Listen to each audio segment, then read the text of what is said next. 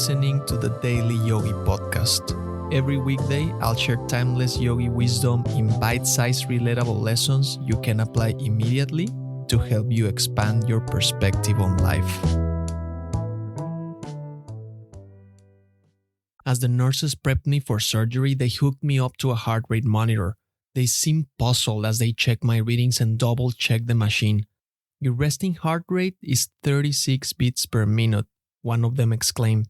I couldn't help but smile, thinking about how the physical demands of soccer had trained my heart to beat at a lower pace than average. This happened every time I underwent surgery, all of them, ironically, caused by playing soccer. Just like a low resting heart rate is the byproduct of intense exercise, entrepreneur and investor Naval Ravikant said, low anxiety is the byproduct of intense self-examination.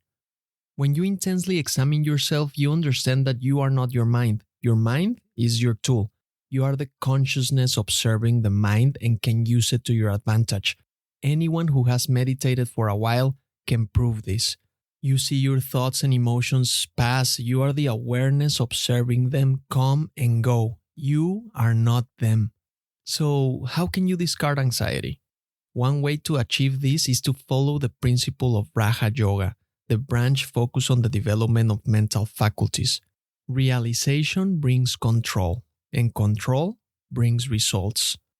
Once you realize your anxiety is not you, it is not something you're born with, it is not something you cannot detach yourself from, that it is caused by a thought, and that thought causes anxiety, and that thought originates in your mind, which is not you, it is your tool. So, if your mind is your tool, then like any other tool, you can use it. You can control it. Worry almost always comes before anxiety. Psychologist Nick Wignall writes, "Worry is unproductive thinking." Knowing this, you can assert a certain level of control over worrisome thoughts. The more you control those thoughts, the less anxiety you'll have. The result? A calmer mind, a more peaceful mind, free from worry, fear, and anxiety. Simple? Yes. Easy? Of course not. It is certainly easier said than done. There's no question about that. It requires practice, consistent practice, patience and determination, daily meditation, intense self-examination. And it requires you to realize, to believe that you are not your mind. Truly believe it. Otherwise, it will be very hard to discard it. How can you discard something you believe is yourself? I know for certain that my anxiety is not as low as my resting heart rate. This is because a certain level of anxiety is natural and expected in life.